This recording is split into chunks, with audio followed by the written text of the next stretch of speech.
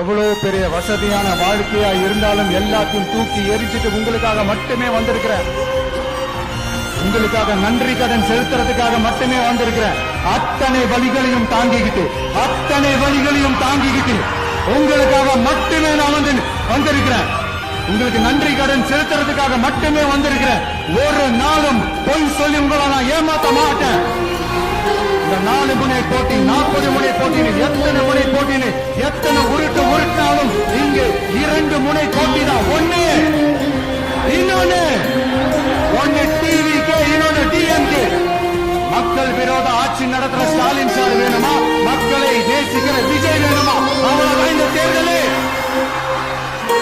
அதனால உங்க விஜய்க்கு, உங்க அண்ணனுக்கு, உங்க தம்பிக்கு, உங்க பிள்ளைக்கு